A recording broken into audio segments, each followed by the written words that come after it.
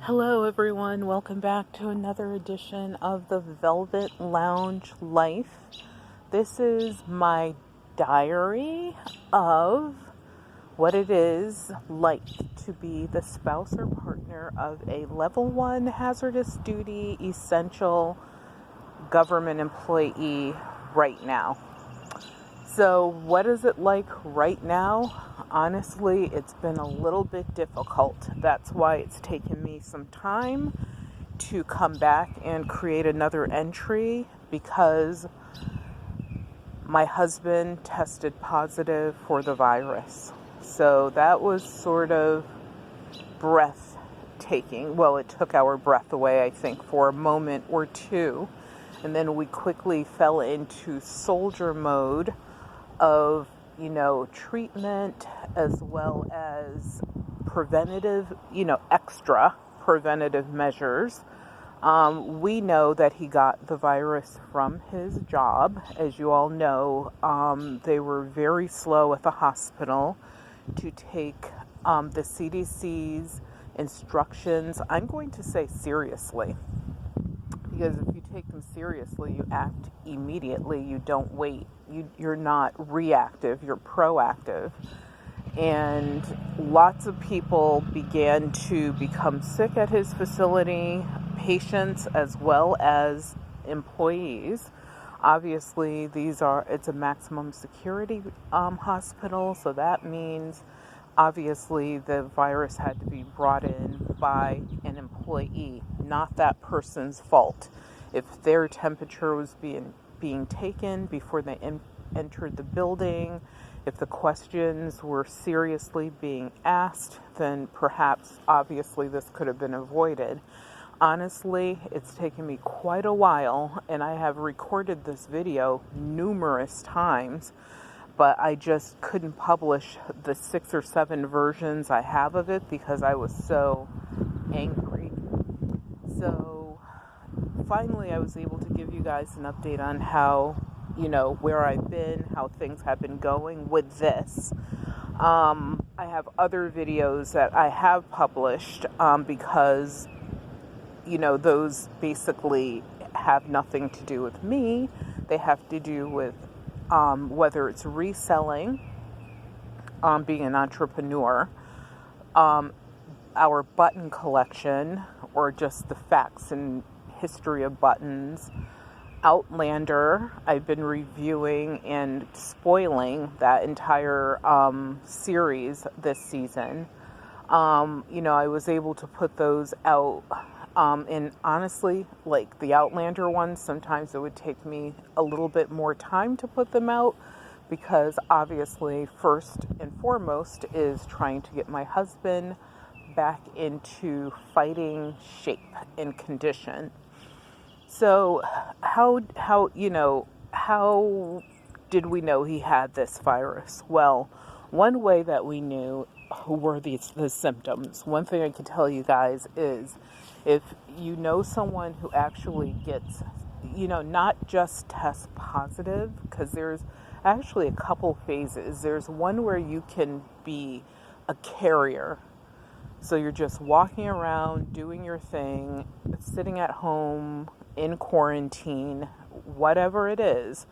You could be someone who simply has this virus, but you never, ever have any of the symptoms.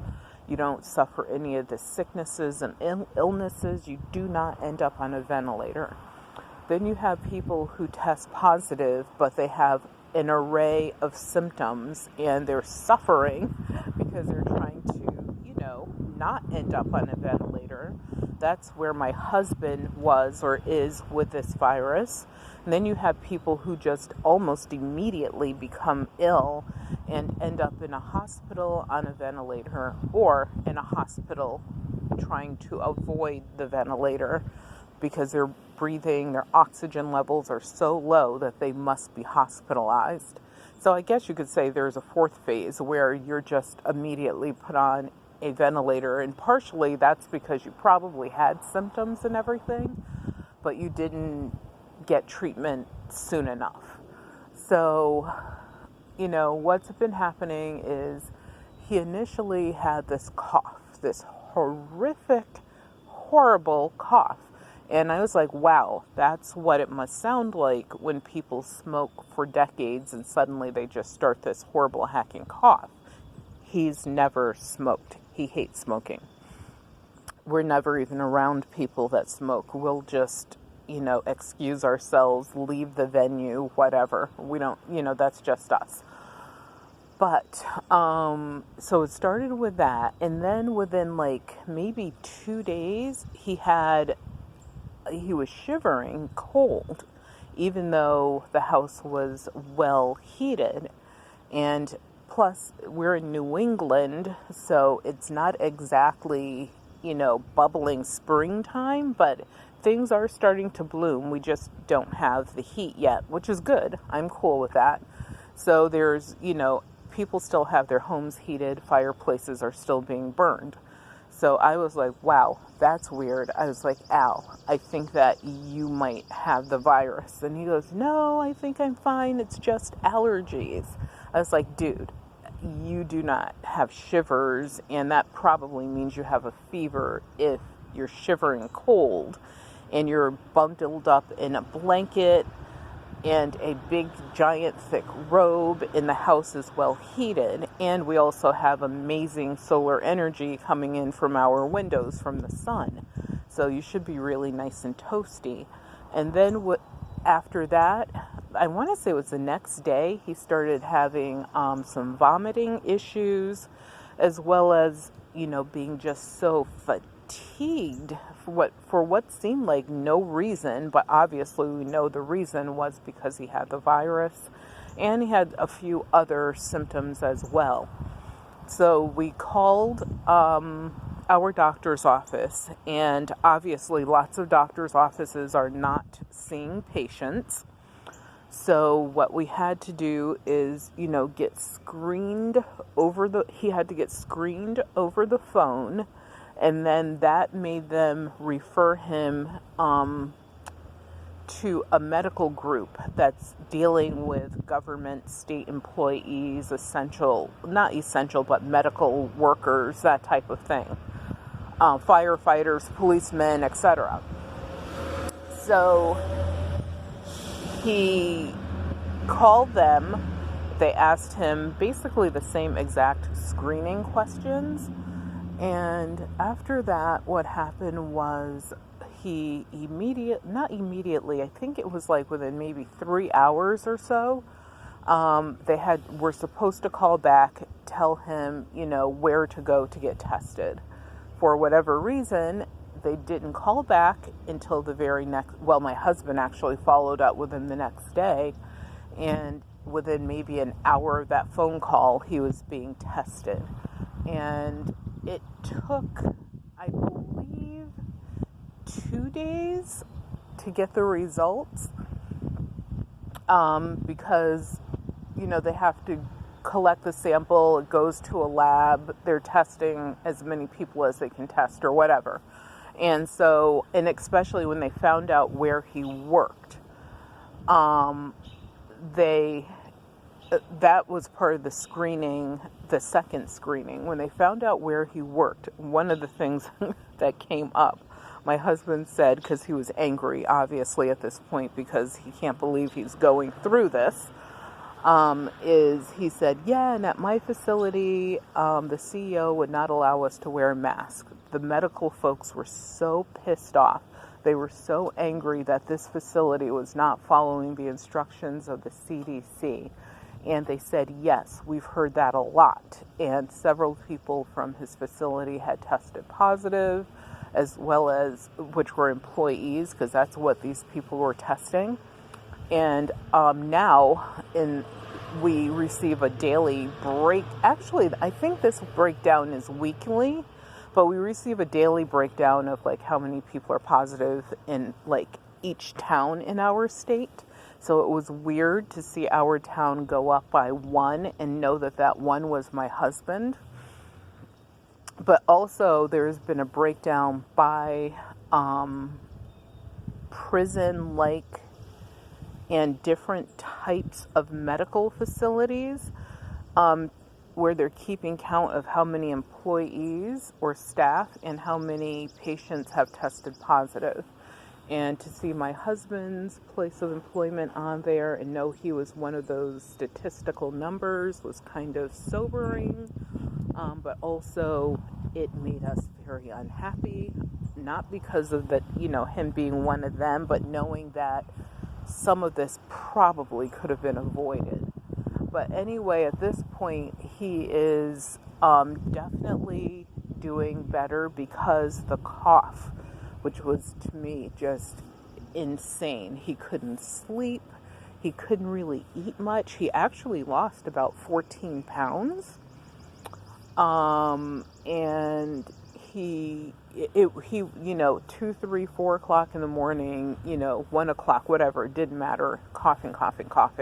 So even when he thought he, could find moments of respite, it was, always interrupted with this cough and the labored breathing. Now, his breathing wasn't labored to the point where he had, thank goodness, where he had to go and be admitted into a hospital. That is the number one thing that we were trying to avoid is, what can we do? So some of the things that we did, which we don't know if this helped or not, make sure you talk to a medical professional. In several of them, get second opinions to make sure you know or feel that you know what you're willing to do or go through as the best treatment for you or your loved ones. But one of the things that we learned was, to do these breathing exercises. I do them anyway because of my H1N1 experience. And I still do them to this day to try to, because it's a constant thing of just keep your lungs strong, try not to ever get pneumonia again if you can avoid it, or any bronchial type asthma, lung issue-y types of things. And so he actually did some of the same exercises. After maybe 2 weeks, started going for very short walks, because one of the things they tell you is, don't just lay there and it's not like you're giving up, but some people, when they get sick, they think, oh, I need tons of rest. Well, this is a disease or a virus where you definitely need tons of rest, but you also don't want to do 100% rest. A very short walks, nothing laborious, nothing uphill, nothing where you're not running, you're walking, even if it's slowly. Nothing, if it's 80 degrees outside and high humidity, obviously don't do it. But in your house, you could walk around. Even if you only have an apartment or a small home, you could walk around. But you want to try to keep your lungs as strong as you can. And also it's part of your rehabilitation, if you will. And he actually, I won't tell you the name brand, but there was a cold medicine that we gave him that covers a variety of symptoms that actually seemed to help, and something for the upset or the vomiting, obviously that seemed to help, and plenty of Gatorade or Powerade, if that's your thing. We did those that did not have any colorings in them, just in case you have to go into the hospital and have x-rays. You don't want a bunch of dye in your system. And also the one, whichever we could pick out, which we thought was the most healthiest, if you will, had the least amount of crap in it. You can also do Pediasure or Pedialyte, I think it's called, Pedialyte. But we didn't do that. We just, because he's a dude, so he wanted to do Powerade or Gatorade, so that's what we did. And he had plenty of soups, and mostly brothy type soups, but rich broth, meaning that, they're high in protein and things like that. I would boil down the veg to almost as hard as I could boil it down, keeping plenty of the broth in there, and then strain it so that it was, a broth. It wasn't a chunky soup.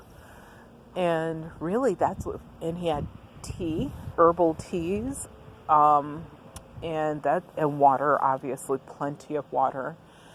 And he took his normal vitamins, etc. And that's really what he survived on for almost 3 weeks now. And so, yes, people, you heard what I said. He's been sick longer than my videos. My videos have been, I record them, but I don't upload them immediately because I am not an editor. So adding thumbnails and things, that's my least favorite part of the process. So I will procrastinate on that. Hopefully I get this one out to you guys sooner versus later, since it's been a while. So yes, we've been dealing with this for a while. And the videos that I shot previously were, some were shot earlier, because like I said, we were given a warning about this. That's why when people are in that White House telling you they didn't know or whatever, it's a total lie. You can even look back at the news reports and figure out how long he knew about this attacking the world, this virus, and made fun of it, jokes about it, didn't give a damn about anything to do with human life, still doesn't care. He cares more about opening up an economy. If you're not alive, you can't spend that dollar. If you're incapacitated due to this virus, believe me, you are not going to be spending anything. As a matter of fact, the only thing you might be spending is the time thinking about your final arrangements. So, people who believe that, we should reopen immediately, you really just want to rethink that and think to yourself, oh, the bird flew away. I was going to show you guys this bird. What if this was me? What if that was someone I actually cared about? Because I know a lot of people do not give a damn about anyone, but believe me, there has to be one person you care about, even if it's yourself. And if you don't care about yourself, then, that dude in the White House did give you a solution. It will kill you. Don't do it. It's not a true remedy. Nothing he says is, but you do have options. But the good thing is, like I said, my husband is on the mend. He has we had to have a video type conference. It's really weird when you can't be in the doctor's office talking to people face to face, but we understand it. It's just weird. But anyway, his conversation with the doctor, at the end of it, the conclusion by the doctor was, and actually he has two different doctors, is that he should be out for at least another 2 weeks, because of course he still isn't 100% well. And I don't think, and my thought was can you really be 100% well? But anyway, so he'll, and they'll check with him again in another week. And then, of course, he's supposed to be out for 2 weeks. So at the end of that 2 weeks as well, just to make sure he's okay. Because one of the things they found is that, people were doing what they were told to do as far as, do this, do that, quarantine, da-da-da, whatever. 3 days after, you're clean from your quarantine, then you might be fine, should be fine. But then a lot of those people were not fine, or they ended up immediately in a hospital. And that's what they, of course, want to avoid. So I think that medically, the doctors are doing a good job. Our doctors are anyway, of making sure that you don't take for granted that you are he's not mended, but he's on the mend. Do not take that for granted. The other thing that happened is, as you can see, we have this tree that's still down here. And some of our landscaping fellows came by to work on that. And they actually came 3 days early because they were here to pick up some different limbs and things that we had, as well as to dethatch the lawn and just start general spring cleanup that we have going on. And our land goes way back into those woods. I can actually see the stone wall. You can almost see, I don't know if you could see it. Oh, you can see that. See that green patch right there? It goes back to there. And so there's, quite a bit of acreage. I don't know if I can move out to show you how far back it goes. Yeah, I would be walking back for quite a while. And so, we do have them we don't have them clean out the woods, because my husband's like, you can't have the landscapers clean out the woods. But every year I do have them take some of the debris on the edge and push it back towards that giant mound. Well, it's not even a mound, it's a bush back there. And there's this old, probably put out there in the 17 or late or early 1800s stone wall that's out there that, the stuff goes back. So, and they spread it around, so it's more natural for nature. And we even allow our neighbors to put some of their debris back there. We don't mind, but we don't want them putting whole trees, but they can spread leaves around. It's not a big deal. There's a brook back there, which you can't see from here. And anyway, so they were just doing some quick things because they were in the neighborhood. So they were not here to really get everything cleaned out, mulched, trimmed, etc., etc. This tree removed, all that. But I thought that that's what they were going to do on that day. So I ran outside. My husband hooked up I think they're called hedge trimmers. Those things that have the scissor saw teeth, and you can, trim your bushes. Because the only thing I do before they get here is I actually will trim the bushes and prune the trees and things the way that I want them. And so what happened is I slipped, because it was also raining that day. Not hard, but it was raining a bit. I slipped, the thing was on, and I sliced through my finger and ended up with 8 stitches. So, yeah, we've had a lot of excitement. Normally we have 0 excitement at our house, unless we're traveling or, I don't know, purposely doing something super fun or interesting or strange. But yeah, that's been our excitement. So hopefully we're all set medically.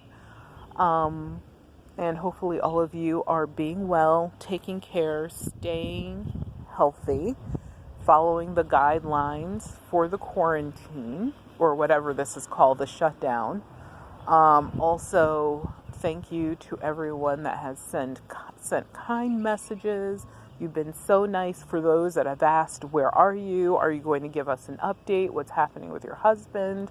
There are some people who I did, tell, because they follow us religiously, and I really, really, really appreciate that. And, other people that were asking, how's your husband doing, just because they know what his job is and that he's one of those people. And I just want to say thank you, thank you, thank you, thank you. And also just remember to take care of yourself. Your health is your wealth. Without your health, you have absolutely nothing. So please take care of yourselves and each other. So I will try to give you guys an update again in a couple of days or so. And wish me luck in getting this video out to you sooner versus later.